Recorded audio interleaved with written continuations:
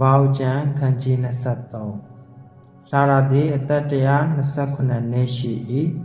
ထိုများလောက်အသက်ကြီးသောခါနန်ပြည်ဟေဗြုန်မြို့ကိရယတာဘာ၌တည်လေ၏အာဗြဟံသည်စာရာကြောင့်ညီတောင်းကိုချင်းချင်းကလာ၏အာဗြဟံသည်မိမိမယားအလောင်းရှိကထား၍ဟေသအမျိုးသားတို့အားငါသည်သင်တို့ထံမှဧည့်သည်အာဂနုဖြစ်ပါ၏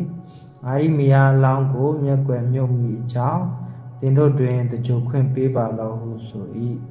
ဟေသအမျိုးသားတို့ကကျွန်ုပ်တို့သခင်နားထောင်ပါကိုရောသည်ကျွန်ုပ်တို့တွင်ဘုရားသခင်နှင့်ဆိုင်သောမင်းဖြစ်ပါ၏ကျွန်ုပ်တို့၏သင်္ချိုင်းများတွင်ရွေ၍ကိုရော၏မယားအလောင်းကိုတကြိုပါလော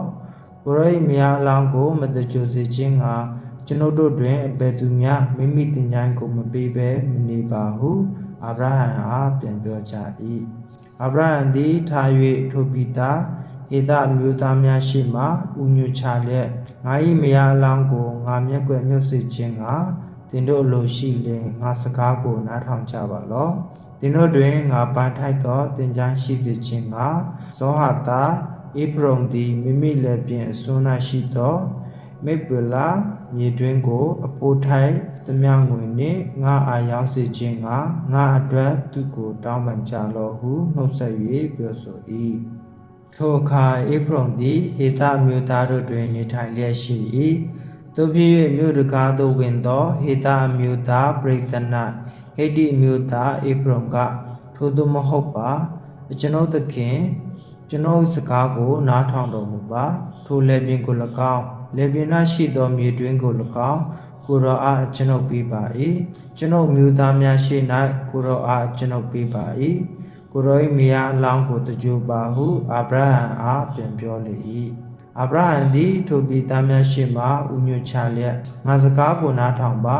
ထိုလက်ပြင်အဖိုးငွေကိုငါပေးမည်ငွေကိုယူပါတို့ဖြစ်လင်ဤရ၌ငါ၏မယားအလောင်းကိုငါတကြိုပါမည်ဟုပြည်သားတို့ရှိမှဧဖရုန်အားပြောလေ၏ဧဖရုန်ကလည်းကျွန်ုပ်သခင်နားထောင်ပါထိုမြေသည်ငွေလေးပိတ်သာပို့ထိုက်ပါ၏ကိုရောနှင့်ကျွန်ုပ်ဘက်၌အပေအတွက်ရှိသည်နီကိုရော၏မယားအလောင်းကိုတကြိုပါလောဟုအာဗြဟံအားပြန်ပြော၏ဧဖရုန်စကားကိုအာဗြဟံသည်နားထောင်သည်ဖြစ်၍ဟေသမြို့သားပရိသတ်ရှိဧဖရုန်အဖို့ဖြတ်သည့်အတိုင်းကုန်တဲ့33ငွေမျိုးငွေလေးပိတ်သာကိုချိန်၍သူအားပေးလေ၏ထို့သောမာရီမျိုးရှိမှမပေလယန္နာရှိသောဧဖရုန်၏လက်ပြင်ကို၎င်းလက်ပြင်၌ရှိသောမြေတွင်းနှင့်သစ်ပင်များဘဝန်းကျင်၌ရှိသောအရာများကို၎င်းဟေသမြို့သားပရိသတ်ရှိမြို့တကားသို့ဝင်သောသူအပေါင်းတို့ရှိမှအာဗြဟံဥစ္စာဖို့တေချာစွာအပ်ပေးလေ၏ထို့နောက်မှအာဗြဟံသည်မာရီမြို့ရှိမှ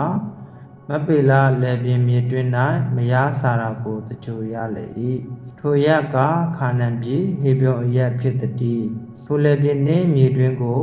အာဗြဟံပိုင်ထိုက်သောသင်္ချိုင်းဖြစ်စေခြင်းကဟေသအမျိုးသားတို့သည်တေချာစွာအပ်ပေးကြ၏